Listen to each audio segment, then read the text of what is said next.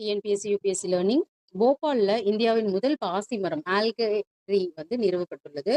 So இது வந்து பாசி மரம் அப்படின்னதும் எப்படி ஒரு ஆல்கள்ன்றது வந்து ஒரு ரொம்ப சின்ன நுண்ணுயிரி மாரி தான். அ ஆனா வந்து நம்ம கண்களால பார்க்க முடியும். இந்த பாசைன்னு சொல்றோம்ல அதுதான். இது எப்படி ட்ரீயா மாத்துனாங்க அப்படின்னா, அது வந்து ஒரு போட்டோ பயோ ரியாக்டர் ஒரு இயந்திரம். அது உள்ளார வந்து கண்ணாடி தொட்டி கண்ணாடி தொட்டி உள்ள தண்ணீர் மற்றும் பாசிகள் வந்து நிரப்பியிருப்பாங்க. இது ஸ்மார்ட் ட்ரீன்னு சொல்றாங்க. இப்போ போபால்ல இத வந்து நிறுவியிருக்காங்க. அ இந்த சாலைகள் நடுவுல. இதோட முக்கிய நோக்கம் என்ன அப்படின்னு சொல்லிட்டு பார்த்தா, இந்த மேல வந்து சோலார் பேனல்ஸ் வந்து வச்சிருக்காங்க. அ அப்போ அது மூலியமா இது வந்து போட்டோ பயோரியாக்டர் வந்து இயங்குது. உள்ள இருக்க பாசி வந்து போட்டோசிந்தசிஸ் ஒளிச்சேர்க்கை மூலமா ஆக்ஸிஜன் வெளியிடுது. கார்பன் டை ஆக்சைட உறிஞ்சுக்குது. அப்ப அந்த ஏரியால இருக்க கார்பன் டை ஆக்சைடு இம்மீடியட்டா உரியப்பட்டு ஆக்ஸிஜன வந்து இந்த பாசிகள் வந்து வெளிவிடுது. இது மாதிரி ஏன் பண்ணணும் அப்படின்றது அதோட நோக்கம் என்ன அப்படின்னா, கார்பன் டை ஆக்சைடோட அந்த கான்சன்ட்ரேஷன் ஏர்ல இருந்து கம்மி பண்ணணும் அப்படின்றது தான் வந்து இதனுடைய முக்கிய நோக்கம்.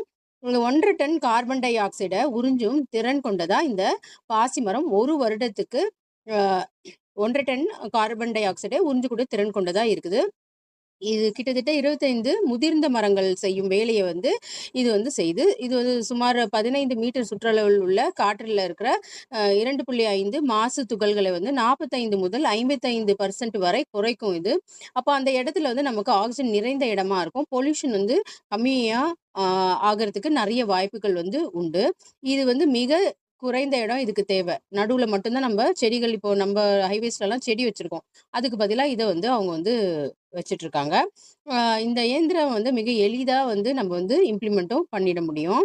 இதற்கு ஒரு சின்ன இடம் கூட தேவை. இதெல்லாம் நம்மளோட ஃபியூச்சர் டெக்னாலஜியா நம்ம பார்க்கலாம். ஏன்னா, இப்போ நம்ம வீட்ல கூட மரம் வைக்க இடம் இல்ல இடத்துல வந்து நம்ம இத வந்து நிறுவிக்கலாம். இது வந்து இன்னும் வீடுகளுக்கு வர்றதுக்கு எவ்வளோ வருடங்கள் ஆகும்னு தெரியாது.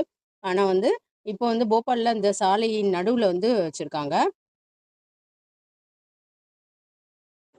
இப்ப இங்க பார்த்தீங்கன்னா, இந்த பிக்சர்ல நீங்க கிளியரா அத பார்க்க முடியும். ஆல்கே ட்ரீ வந்து எப்படி நிறுவியிருக்காங்க 2 சாலைகள் நடுவுலன்ட்டு. முக்கியமா வந்து இந்தியாக்கு இது கண்டிப்பா தேவை. இப்ப நமக்கு வந்து இந்த வெப்பமயமாகுதல்ன்றது குளோபல் வார்மிங் அதிகமா இருக்கு. இந்த சம்மர்லயே நம்ம வந்து கிட்டத்தட்ட 40லேருந்து 45 டிகிரி வரைக்கும் பரவலா வந்து எல்லா இடத்துலயும் காணப்பட்டது. வெயில் தாங்க முடியாம இருந்தோம். இது மூலியமா நம்ம கார்பன் டை ஆக்சைடோட கன்டென்ட்ட ஏர்ல ரெட்யூஸ் பண்ணும்போது, அந்த ஹீட்டும் வந்து நமக்கு கம்மியாகும். தேவையான ஆக்ஸிஜனும் நமக்கு வந்து கிடைக்கிறதுக்கு வந்து இது ஒரு பெரிய வாய்ப்பா இருக்கு. இது முடிஞ்ச அளவுக்கு இந்தியா ஃபுல்லா எல்லா இடத்துலயும் வந்தா ரொம்ப நல்லாருக்கும் உண்மையிலுமே. அதற்காக வந்து நமக்கு மரமே இருக்க